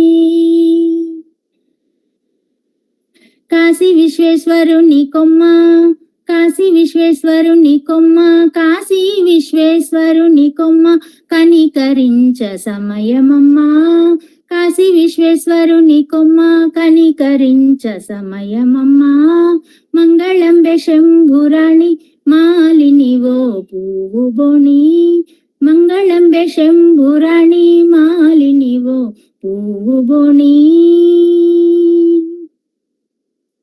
మంగళకరమనుచు జయ మంగళంబులందవమ్మా మంగళకరమనుచు జయ మంగళంబులందవమ్మా రంగదాసు నేలినట్టి రక్షించే తల్లివమ్మా రంగదాసు నేలినట్టి రక్షించే తల్లివమ్మా మంగళంబె శంభురాణి మాలిని ఓ పువ్వు బోణి మంగళంబె శంభురాణి మాలిని ఓ పువ్వు బోణి భృంగకుంతల వేణివమ్మ పుత్తడి బంగారు బొమ్మ భృంగకుంతల వేణివమ్మ పుత్తడి బంగారు బొమ్మ నిన్నే నమ్మియుంటినమ్మా నీదు కరుణను సగవమ్మా నిన్నే నమ్మియుంటినమ్మా నీదు కరుణను సగవమ్మా మంగళంబె శంభురాణి మంగళంబె శంభురాణి మంగళంబె శంభురాణి. శ్రీమాత్రే నమః. సబాష్ సబాష్, చాలా బాగుంది అపర్ణ పాట. అలా మనసు నుంచి వచ్చింది పాట. సూపర్. అసలు ఈ రోజు శ్రీదేవి గారిది అయితే నేను ఏం చెప్పాలో నాకు అర్థం కావడం లేదమ్మా. ఆవిడ ఆరోగ్యం విషయం గురించి నాకు తెలుసు బాగా, కానీ ఆ సందర్భంలో కూడా తను ప్రిపేర్ చేసుకొని తను అంతా ఎలా చెప్పడం మనసులో నుంచి వస్తూ ఉంది అందరికి మాటలు. యాక్చువల్గా చూస్తారంటే అలా వస్తున్న సందర్భంలో కళ్ళల్లో నీళ్లు కూడా మనకు కూడా రప్పించేస్తున్నారు వాళ్ళు మాట్లాడుతూ. ఇక్కడ ఏం చెప్తారు, గగురుపాటు కూడా జరుగుతూ ఉంది శరీరంలో. అంత లోపల తత్వానికి వెళ్ళిపోతున్నారు అందరూ. అసలు శ్రీదేవి హ్యాట్స్ ఆఫ్ అమ్మా, నీ ఆరోగ్యం కూడా చూసుకొని ఆ సందర్భంలో కూడా ప్రిపేర్ చేసి చాలా బాగా. అసలు మాలతి గారికి అయితే ఈ శ్లోకమే వచ్చిందని నాకు తెలియదు, కానీ ఆ శ్లోకం మాలతి గారికి చాలా చాలా అవసరం జీవితానికి. అసలు అదే శ్లోకం మాలతి గారికి వచ్చిందంటే అది అమ్మ గిఫ్ట్ అని చెప్పాలి యాక్చువల్గా చూసారంటే. ఎక్సలెంట్ మాలతి. చాలా అంటే ఇంతకు ముందు మనము ఈ సెషన్ పెట్టుకున్నాం కదా, ప్రాక్టీస్ సెషన్ పెట్టుకున్నాం కదా, 1 వీక్ లో హడావిడిగా పెట్టుకున్నాము. అప్పటికి మనం ఫీడ్బ్యాక్ ఇచ్చిన దానికి ఇప్పుడు మీరు చెప్పే విధానానికి ఎంత తేడా ఉంది. ఆ తేడాలు మీరు ఎంత ప్రాక్టీస్ చేశారని తెలుస్తూ ఉంది యాక్చువల్గా సార్. మిర్రర్ ప్రాక్టీస్ కానీ నోట్స్ లని మళ్ళీ షార్ట్ చేసుకోవడం కానీ చాలా బాగా చేశారు చూసారు. ఇంకా లక్ష్మి గారు అయితే మాటలే లేదు, అక్కడ మాట్లాడేది ముచ్చర్ల లక్ష్మి గారైనా అని నాకు క్వశ్చన్ కూడా వచ్చింది. ఆవిడ నా వాయిస్ మెసేజెస్ పెడుతున్న సందర్భంలో ఏదో ఒక దీనత్వం ఉంటుంది అందులో యాక్చువల్లీ చూసారంటే, ఆ మెసేజెస్ లో గానీ ఆ వాయిస్ లో గానీ. సో ఆ దీనత్వం నాకెందుకో లేదు, ఆవిడని ఈ దీనత్వం నుంచి బయటకు తీసుకురావాలి అనే ఆలోచన పోతూనే ఉంటుంది నాకు. నేను జవాబు ఇస్తూనే ఉంటాను, కానీ నా మనసులో ఆ ఫీలింగ్ ఉంటూ ఉంటుంది అనమాట. ఈ రోజు టక్క ఒక ఆర్డరింగ్ ఫామ్ లో మాట్లాడారు యాక్చువల్లీ చూసారంటే. ఆ ఆర్డర్ ఫామ్ ఉండాలి జీవితంలో అందరికీ. అదే లక్షణం యాక్చువల్ గా. ఆహో పురుషికా తత్వం అంటారు కదా, అహంకారంగా కాదు, ఆహో పురుషికా తత్వం అది. సో జ్ఞానముతో కూడిన మాటలు అన్నమాట అది యాక్చువల్ గా. సో ఆ జ్ఞానముతో కూడిన మాటలు ఉన్నప్పుడు లీడర్షిప్ కూడా అందంగా కనిపిస్తుంది. దాన్నే ఆహో పురుషికా తత్వం అంటాం యాక్చువల్గా చూసారండి. ఆ ఆహో పురుషికా తత్వంలో కరుణ ఉంటుంది, జ్ఞానంతో కూడిన పాసం ఉంటుంది, అందరినీ ఈక్వల్ గా చూసే మనస్తాపం ఉంటుంది, మూడో మనిషి లేనప్పుడు వాళ్ళ గురించి మాట్లాడకుండా ఉంటుంది ఆ మనసు. ఇవన్నీ కనిపిస్తాయి. సో ఇవన్నీ నాకు యాక్చువల్ గా చూసారంటే అందరిలో కనిపించింది. ముచ్చర్ల లక్ష్మిలో ఈరోజు బాగా దర్శనమైంది. అంటే మన మాటను పట్టుకుంటున్నారు, చాలా బాగా పట్టుకుంటున్నారు. దీంట్లో ఆవిడకి ఒకే బాధ వేరే ఏమంటే నాకు ఒక శ్లోకమే ఇచ్చారు అమ్మవారు అని. ఆ ఒక శ్లోకాన్ని కూడా చాలా బాగా చెప్పారు ఆవిడ. ఇంకా ప్రసన్న గారు అనాలా, నేను ఎక్కడ మాటలు చెప్పేది ప్రసన్న గారికి లేదు. నార్మల్ గానే క్లాస్ లో చాలా హై లెవెల్లో ఉంటారు. ఇంకా చాలా బాగా చెప్పారమ్మా యాక్చువల్ గా. సో నేను హ్యాట్స్ ఆఫ్ అని చెప్పినా లేకపోతే బాగా చెప్పారని ఒక్క మాటలో చెప్పినా అంత కుదరదు. నేను చెప్తున్నాను కదా, చాలా మంది నేనే చెప్పుకోకూడదు మాటను, కామేశ్వరులు తయారవుతున్నారు అనేది చాలా సంతోషంగా ఉంది. అంటే మనం ఒకరు తయారయ్యామంటే మన ఫ్యామిలీ మొత్తం అలా తయారవుతుంది. ఆరాలో ఉంటారు కదా, మన ఫ్యామిలీ మొత్తం అలా తయారవుతుంది. సో అంతా అమ్మ ఆశీర్వాదం. ఎందుకు మాధవి గారి దగ్గర అలాంటి అమ్మ సంకల్పం చేపించారో, అమ్మ ఇంతమంది ద్వారా తనను తాను దర్శింప చేస్తుంది అందరికీ యాక్చువల్గా చూసారంటే. సో శక్తి అనేది ఒక రూపాన్ని ఇచ్చుకున్నాం, మనకు అర్థం కావాలని ఒక రూపాన్ని ఇచ్చుకున్నాం. ఈ రోజు మార్నింగే ఆనంద లహరి క్లాస్ తీసాను అనమాట, తమిళ వాళ్ళకు 3 శ్లోకాస్ అయ్యాయి. అందులో ఈ మాట బయటపడింది అనమాట. అంటే శక్తి అనేది ఎక్కడ లేదు శక్తి చెప్పండి. సౌరమండలాలలో ఎన్నో ఎన్నో వేల సౌరమండలాలు ఉన్నాయి. మనం విశ్వము అని అనుకున్నామంటే మనకు విశ్వము అని చెప్పంగానే మన కంటి ముందు నిలబడేది మన భూమి మాత్రమే కనిపిస్తుంది. కాదు, విశ్వం మన భూమి మాత్రం కాదు. ఎన్నో వేల ఒక సౌరమండలంలో ఒక పార్ట్, ఒక చిన్న పార్టే భూమి యాక్చువల్గా చూసారంటే. అలాంటి సౌరమండలాలు ఎన్నో ఉన్నాయి. ఆ సౌరమండలాల మొత్తము విశ్వం అవుతుంది యాక్చువల్గా చూసారంటే. ఆ భూమి చిన్న పార్టికల్ అంతే, ఆ సౌరమండలాల్లో చిన్న పార్టికల్ భూమి. ఆ భూమిలో కూడా 70% నీళ్లు నిండి ఉన్నాయి, 30% మాత్రమే భూమి ఉంది. అందులో ఆ 30%లో దాన్ని ఖండాలుగా కూడా విభజించుకున్నాం. మనకి విభజన అంటే చాలా ఇష్టం కదా మనుషులకి. అది నాది అన్న విభజన అంటే చాలా ఇష్టం అనమాట. అందుకని 7 ఖండాలుగా విభజించుకున్నాం కదా. అందులో ఏదో ఆసియా ఖండంలో భారతదేశంలో, ఆ భారతదేశంలో మళ్ళీ స్టేట్స్ అని, ఆ తర్వాత ఏదో డిస్ట్రిక్ట్స్ అని, ఆ తర్వాత ఏదో పంచాయత్స్ అని అలా విభజించుకుంటూ వచ్చామంటే ఏదో ఒక స్ట్రీట్ లో, ఏదో ఒక ఇల్లు, ఏదో ఒక రూమ్ లో ఒక చిన్న చైర్ మీద మనం కూర్చో ఉన్నాం యాక్చువల్లీ. ఆ చిన్న చైర్ మీద కూర్చున్న దానికే మనకు అంత అహం ఉందే. అప్పుడు ఆ విశ్వం మొత్తం నిండి అమ్మ కిరీటాన్ని గురించి మాట్లాడుతున్నారు సౌందర్యలహరిలో 41వ శ్లోకంలో. గతైర్మాణిక్యత్వం గగనమణి సాంద్రఘటితం అని. అప్పుడు అమ్మ యొక్క కిరీటం అంత పెద్దదిగా ఉన్నప్పుడు అమ్మకి ఎంత అహం ఉండాలి కదా. కానీ ఆ అహం అమ్మ జ్ఞానంతో కలిసింది కాబట్టి ఆ అహంకారం ఆహో పురుషికగా ఉంది. అలాగా మన స్త్రీలకు, అంటే స్త్రీలు అంటే నాట్ ఓన్లీ లేడీస్, సత్వ రజో తమో గుణానికి అతీతమైన వాళ్ళు. అంటే గుణాతీతం కాదు అది యాక్చువల్గా చూసారంటే. అర్థం చేసుకున్నది, 3 గుణాలను అర్థం చేసుకున్న వాళ్ళనే గుణాతీతం అంటారు యాక్చువల్గా. నిర్గుణం వేరు, గుణాతీతం వేరు, నిర్గుణం వేరు. ఆ గుణాతీతం ఎందుకు ఈ మాటలన్నీ వస్తున్నాయో నాకు తెలియదు. ఈరోజు నేను మాట్లాడాలని కూడా అనుకోలేదు, కానీ వచ్చేస్తున్నాయి. కానీ నేను స్టాప్ చేయను.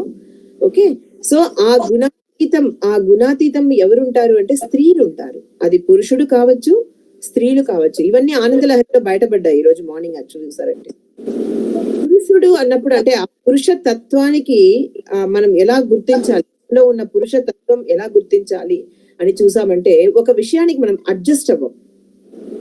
మనకు ఒక విషయం చాలా కొత్తగా కనిపిస్తుంది, అది నాది అనే అహంకారం కొద్దిగా ఎక్కువగా ఉంటుంది ఆ విషయం మీద. ఇవన్నీ పురుషతత్వానికైనా క్వాలిటీ అన్నమాట. సో నార్మల్ గా లేడీస్ అంటే లేడీస్ అని చెప్పకూడదు ఇక్కడ, స్త్రీలు పురుషులు కూడా అడ్జస్ట్ అయ్యే వాళ్ళు చాలా మంది ఉన్నారు. సో అందుకే నేచర్ గానే ఏం చేశారంటే ఆ త్రిగుణాలను గుణాతీతమై ఉంటారు కాబట్టే ఆడవాళ్లను పుట్టింట్లో నుంచి మెట్టింటికి వెళ్తున్నాం మనం. అందుకే త్వరగా అక్కడ అడ్జస్ట్ అవుతున్నాం, యాక్సెప్ట్ చేస్తున్నాం. అది పురుషుల దగ్గర ఉండదు కాబట్టి వాళ్ళు ఒకే చోట ఉంటున్నారు. యాక్చువల్గా చూసారంటే కొంతమంది దగ్గర ఉంటుంది, ఉండదు అని నేను 100% చెప్పను, కానీ శాతం అనేది లేడీస్ దగ్గర ఎక్కువ ఉంటుంది. అది నేచర్ గానే బర్త్ లోనే వాళ్ళకి వచ్చింది. వీటినన్నిటిని ఫస్ట్ 3 శ్లోకాలలో ఆనందలహరిలో శంకరులు చెప్తున్నారనమాట. అందుకని ఎప్పుడు ఆనందంగా ఉంటుంది, గుణాతీతం కాబట్టి ఆడవాళ్ళు ఎప్పుడు ఆనందంగా ఉంటారు. ఏదో కావాలి కాబట్టి పురుషులు ఎక్కడో పరిగెడుతూనే ఉంటారు పాపం. అది కూడా మన కోసమే కదా, మన కోసమే పరిగెడుతున్నారు, అది కూడా ఒప్పుకోవాలి. వాళ్ళని అనవసరంగా అలా చెప్పేసేయకూడదు. ఇంకోటి నాకు అనిపిస్తుంది, డబ్బు ఎవడు కనబెట్టాడో అనిపిస్తుంది. ఒక కాగితమే కదా డబ్బు యాక్చువల్ గా, దానికి ఎందుకు అంత వాల్యూ ఇస్తున్నామో అర్థం కాదు. దానికి వాల్యూ ఇస్తూ మన జీవితంలో ముఖ్యమైన విషయాలకి అన్నిటికీ వాల్యూని పోగొట్టుకుంటున్నాం యాక్చువల్లీ. సో అలాంటప్పుడు ఇక్కడ ఆ జ్ఞానాన్ని సంపాదించుకుంటున్నారు, ఇంట్లో నుండే జ్ఞానాన్ని సంపాదించుకుంటున్నారు అన్న సందర్భంలో చూడ్డానికి చాలా చాలా చాలా ఆనందంగా ఉంది. పట్టుకున్నారమ్మా, అందరూ పట్టుకున్నారు. నాకు అమ్మయ్య నేను టైం స్పెండ్ చేసింది వేస్ట్ అవ్వలేదని నాకు ఇప్పుడు అనిపిస్తుంది. Thank you for that actually. అమ్మ మీరు చెప్పండి మా. నిన్న అన్నీ చెప్పేశావు. ఏమంటే ఈరోజు నాకు నిజంగా ఆనందంగా ఉంది, సంతోషంగా ఉంది అని రోజు చెప్పేది ఈరోజు చెప్తున్నాను అనుకోబాకండి. శ్రీదేవిగా, మాలినిగా, శ్రీలక్ష్మిగా ప్రసన్న అయ్యారు చూడండి ఈరోజు మీరు. నిజంగా చాలా సంతోషంగా ఉంది నాకు. చాలా చక్కగా చెప్పారండి అందరు కూడా. చక్కగా చెప్పటం అని కామిని చెప్పినట్టు ఒక్క మాటలో మనం చెప్పలేము. మీలో ఉన్న ఆ శక్తి అంతా ఈరోజు ఎంత చక్కగా బయటకు వెళ్ళపిచ్చారు అంటే దానికి వెనకాల ఉండే కామిని నిజంగా నాకు ఈరోజు చాలా అనిపించింది అన్నమాట. తను ఈరోజు చెప్పారు కదా గర్వంగా ఉంది అంటే అది గర్వం కాదు అని అన్ని విషయాలు తను చెప్పింది ఈరోజు. నిజంగా నా మనసులోని మాటలన్నీ తను చెప్పిందని చెప్పాలి. ఎంత సంతోషంగా ఉందంటే మాటలు కూడా పైకి రావటం లేదు. ఎందుకంటే ఆ శక్తి మీలో వచ్చి ఆ సౌందర్య లహరిని లహరిగా ప్రవహింప చేసిందమ్మా ఈరోజు చక్కగా. చూడండి ఆ అహంకారం గురించి తను చెప్పింది. మరి అహంకారము అని చెప్పేటప్పుడు మన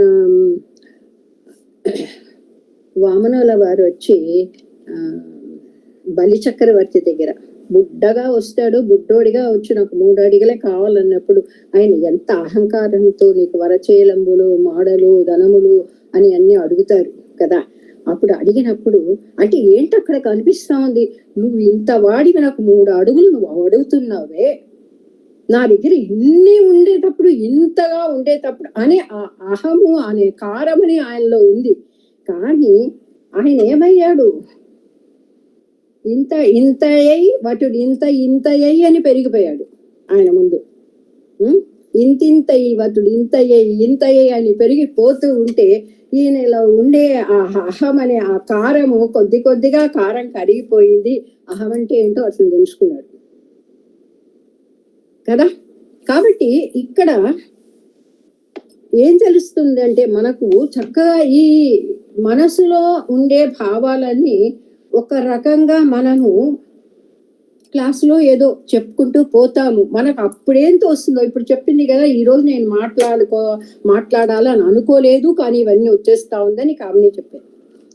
అలాగా క్లాసులో మనకు తోచినప్పుడు చెప్పిన దాన్ని పట్టుకొని దానికి చక్కగా దానిని కూర్చుకొని మీరు ఒక టైంలో పరిమితమైన టైంని ఇచ్చాం, ఆ సమయంలో చక్కగా ఈరోజు చెప్పడం అది కామిని చెప్పినట్టు మిక్సర్ లక్ష్మి మాట్లాడుతుంటే నాకు చాలా సంతోషం వేసిందమ్మా. కానీ మామూలుగా మాట్లాడేదానికి ఈ రోజు మాట్లాడేదానికి అయితే ఎంత వ్యత్యాసం ఉందో, చాలా చాలా వ్యత్యాసం నాకు కనిపించింది అన్నమాట. తను మాత్రమే కాదు సరే అందరూ కూడా మాలతి గాని, ప్రసన్న గాని, శ్రీదేవి అందరిలో కూడా ఒక ఎలా ఉందంటే పరిణితి చెందిన పక్వత కనిపించింది నాకు. ఆ పక్వత అనేది చక్కగా అందరికి వచ్చిందంటే దానికి జోహార్లు అన్నమాట. చక్కగా నడిపించిన గురువైన కామ్నికి కూడా జోహార్లు అన్నమాట. చాలా సంతోషంగా ఉంది. క్లాస్లో విన్నాము, దాన్ని అలాగే పట్టుకొని ఎప్పుడో ఒకసారి చదివాము, దీనికి అర్థం ఇదే అనకుండా దాని లోపలికి పోయి ఆ భావాలేంటో తెలుసుకొని చక్కగా దాన్ని విడమరిచి దాన్ని మనసులో పెట్టుకొని అది చెప్పటం వల్లనే ఇక్కడ మీ అందరి ముందు చూసి చెప్పటం కాదండి, ఆ మనసు నుంచి వచ్చింది. మధ్యలో కళ్ళలో కూడా నీళ్ళు వచ్చింది ఒకళ్ళకి, ఎందుకంటే అలా అలా అలా చెప్తున్నారు అన్నమాట. కాబట్టి చాలా సంతృప్తిగా ఉందమ్మా నాకు. అమ్మగా చెప్తున్నాను, చాలా సంతృప్తిగా ఉంది. మావయ్య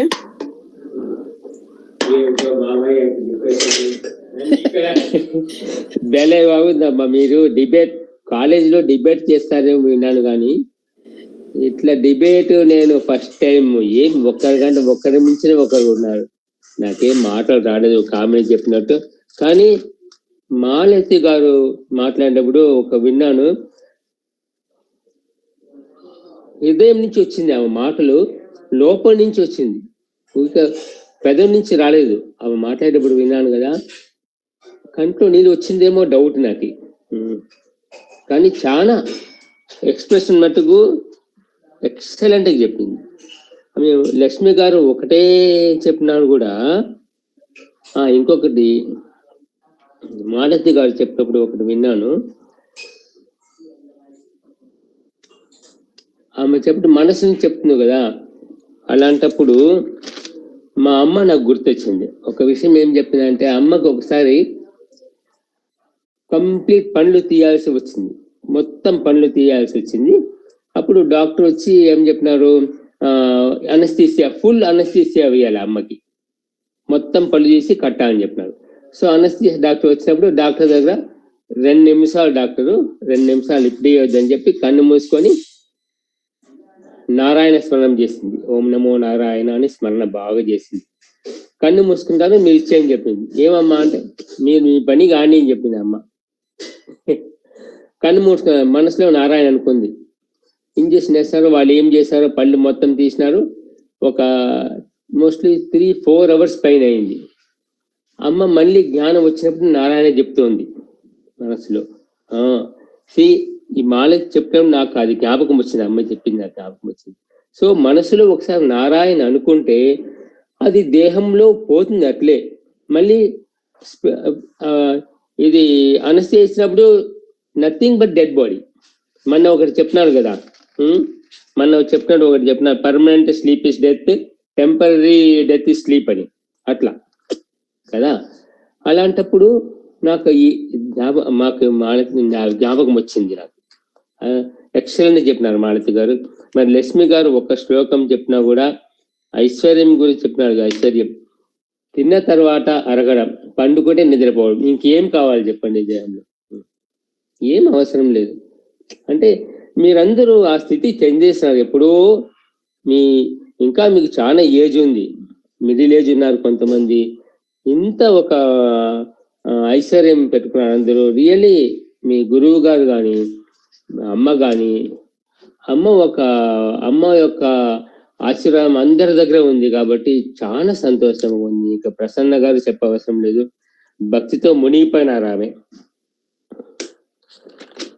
మొదలు చెప్పి శ్రీదేవి గారు వేరే బాగా చెప్పారండి. అందరూ ఒకరి మించి ఒకరు ఉన్నారు, ఏం తక్కువ లేదు. ఇంకొక విషయం అంటే, కామిడి గారు చెప్తున్నారు మగవాళ్ళంతా ఉరుకుతున్నారు, అదంతా కరెక్ట్, ఒప్పుకుంటాను. కానీ అందరూ లేదు. మీ దాంట్లో ఎందుకు జెంట్స్ ని ఎందుకు చేర్చుకోలేదు? వాళ్ళకి కొంచెం జ్ఞానం రాని, వచ్చే వాళ్ళు రాని అని. మేము చేసుకోమని చెప్పలేదు, వాళ్ళు రావడం లేదు. లేదు సార్, జ్ఞానం వస్తుంది వాళ్ళకి కూడా. మా వారు వింటారు, అమ్మ క్లాసెస్ అన్ని వింటారు. తను కూడా విని తను కూడా తన వే ఆఫ్ స్టైల్ మార్చుకోవడము, మాట్లాడే పద్ధతి అన్ని చాలా మార్పు వచ్చింది. రియలీ ఇన్వాల్వ్ ఇది మట్టు కాదు, మనం చదివి ఊరికి అట్లా పడేసేది కాకుండా లైఫ్ లో ఇన్వాల్వ్ చేయడమే ఇంపార్టెంట్. కామి గారు చెప్పినట్టు, అమ్మ చెప్పినట్టు లైఫ్ లో అడాప్ట్ చేసుకోవాలి. ఊరికే చదివిందన్నీ భాగవతాలు అట్లా కాకుండా మనం ఇన్వాల్వ్ చేస్తేనే దాని చదివిన దానికి గురువు గారికి ఒక మన అంటే ఫస్ట్ శ్లోకం యొక్క ఇంట్రడక్షన్ ఈ విధంగానే పోతుంది. ఏమంటే ఇక్కడ మనకు ఎన్ని శ్లోకాలు ఉన్నాయో, ఎన్ని పురాణాలు ఉన్నాయో, ఎన్ని ఉపనిషత్తులు ఉన్నాయో, 4 వేదాలు అన్ని దేవుడు గురించి మాట్లాడేదే, కానీ మన లోపల ఉన్న దేవుడు గురించి మాట్లాడేది అనే ఇంట్రడక్షన్ స్టార్ట్ అవుతుంది మనకు. యాక్చువల్ చూసారంటే అప్పుడు మన లోపల ఉన్న దైవ శక్తిని మనం చూడాలి అంటే సంచిత కర్మ వలన మనం తీసుకొచ్చిన విషయాలను ఎండుటాకులు రాలిపోయినట్టు జ్ఞానముతో మనం ఆ ఎండుటాకుల్ని రాలించాలి. రాలించినప్పుడు మన లోపల ఉన్న దైవశక్తి అనేది చిగిరిస్తుంది. అప్పుడు అలా చిగిరించాలి అంటే చిగిరించిన విషయాన్ని మనం గుర్తించి ఆ దారిలో మనం వెళ్ళాలి. సో ఇంట్రడక్షన్ ఇలాగే స్టార్ట్ అవుతుంది కాబట్టి అందరు ఇంట్రడక్షన్ ఒక దీన్ని బాగా పట్టుకున్నట్టున్నారు యాక్చువల్గా చూసారంటే. చాలా బాగుంది, ఎక్సలెంట్. ఇప్పటి నా గడుసు 11 మంది చెప్పినారు ఇంతవరకు. 11 మీకు ఇప్పుడే చెప్తున్నాను, లాస్ట్ లో మనకు 2 days టైం ఉంటుంది కాబట్టి మీరు ప్రిపేర్ చేసినప్పుడు మీ అనుభవాలను కూడా మీరు షేర్ చేయాలి. ఆ 2 days అదే ఉంటుంది మనకు.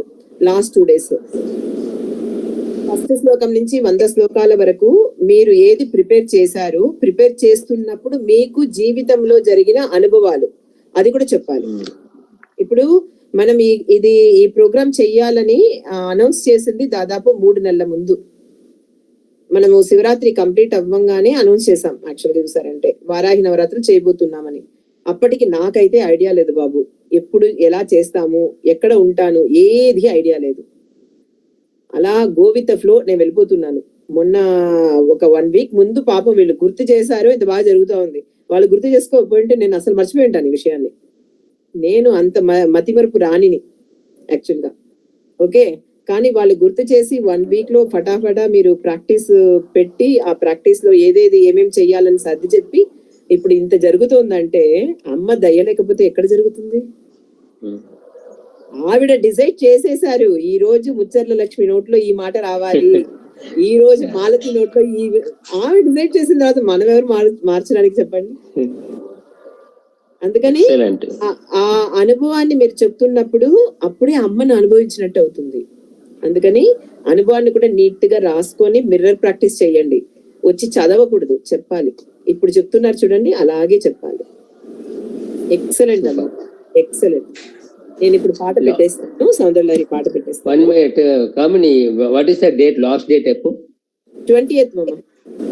20th நாக்கா 18th முடிஞ்சிடுமா, 19th முடிஞ்சிடுமா? அப்படிதான் நினைக்கிறேன். அதெல்லாம் நான் பார்க்கல ஆக்சுவலா. ஓகே, நான் பார்க்கறதில்ல அதெல்லாம். Okay okay right. ఓకే, నమస్కారం. శ్రీమాత్రే నమః. श्रीचक्रवासिनी श्री त्रिपुर सुंदरी सौंदर्यलहरी श्री जया मंगलम मातृका वर्ण स्वरूपिणी मात्रे मामंबपुरवासी जय आनंद भैरवी आधार मूल स्थित जय मंगलम समयांबा श्री संवर्तक स्वाधिष्ठान स्थित जय मंगलम अमृतेश्वरी श्री अमृतेश्वर रूप मणिपुरांत स्थित जय मंगलम हंसेश्वरी श्री हंसेश्वर रूप अनाहताब्ज स्थित शुभ मंगलम व्योमकेश्वरी श्री व्योमकेश्वर रूप विशुद्धि चक्र निलय जय मंगलम चित्पराम्बा पर चित्रूपधर आग्न चक्रांत स्थित जय मंगलम षट्चक्रवासित शिवशक्तायुत सहस्रार कमल स्थित जय मंगलम क्षितिभूतानिल उदक व्योम स्वरूपधर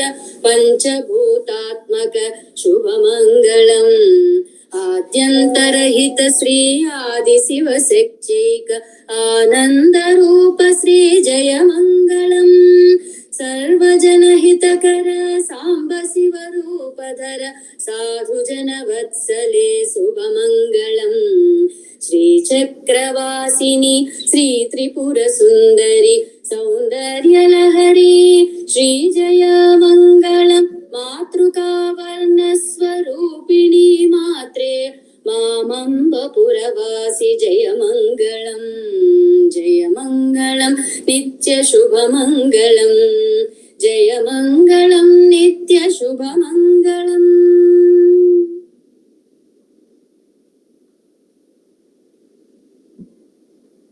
మేడం క్షమాపణ చెప్పేశారు ప్రవీణ్ గారు. यदक्षरपदभ्रष्टं मात्राहीनं तु यद्भवेत् तत्सर्वं क्षम्यतां देवी नारायणि नमोऽस्तु ते। विसर्गबिन्दुमात्राणि पदपादाक्षराणि च न्यूनानि चातिरिक्तानि क्षमस्य परमेश्वरी। अपराधसहस्राणि क्रियन्ते हर्निशं मया दासोऽयमति मां मत्वा क्षमस्य परमेश्वरी। अन्यथा शरणं नास्ति त्वमेव शरणं मम तस्मात् कारुण्यभावेन रक्ष रक्ष परमेश्वरी। हरिः ओं तत्सत् श्री परमेश्वरी अर्पणमस्तु। ॐ शान्ति शान्ति शान्तिः।